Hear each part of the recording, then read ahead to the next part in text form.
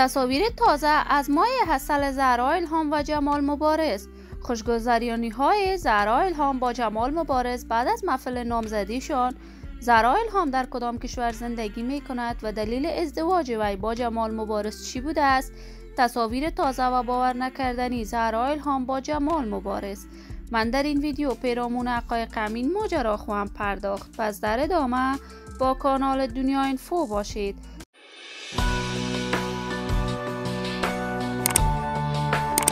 سلام و سلامتی ایام به کامتان باد. شما را خوش آمدید میگم به یکی دیگر از ویدیوهای جذاب کانال دنیا اینفو. برای دوست شدن با این کانال علامت سابسکرایب را فشار دهید تا ویدیوهای دیگر کانال دنیا اینفو را از دست ندهید.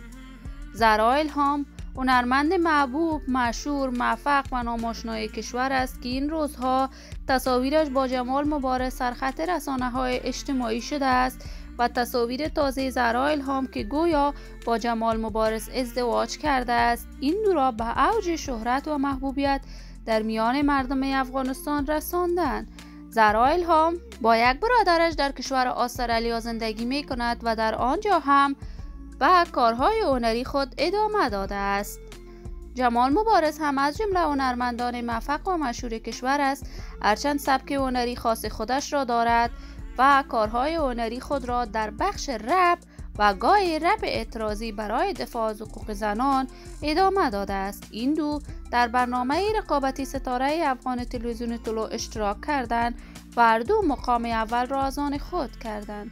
چند می شود تصاویر زهرا الهام و جمال مبارز سرخط رسانه‌های اجتماعی شده است که گویا این دو با هم نامزد شده است، ولی تاکنون حقیقت این ماجرا به گونه واضح و آشکارا معلوم نیست.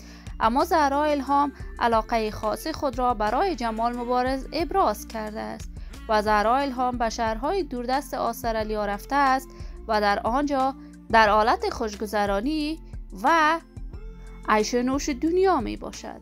ولی من آرزوی موفقیت، سلامتی و کامیابی برای تمامی جوانان کشور خود از بارگاه عزت الله یزال خواهانم. دوستان و همراهان همیشگیم، شما هم نظریاتتان را در بخش کامنت با من شریک بسازید.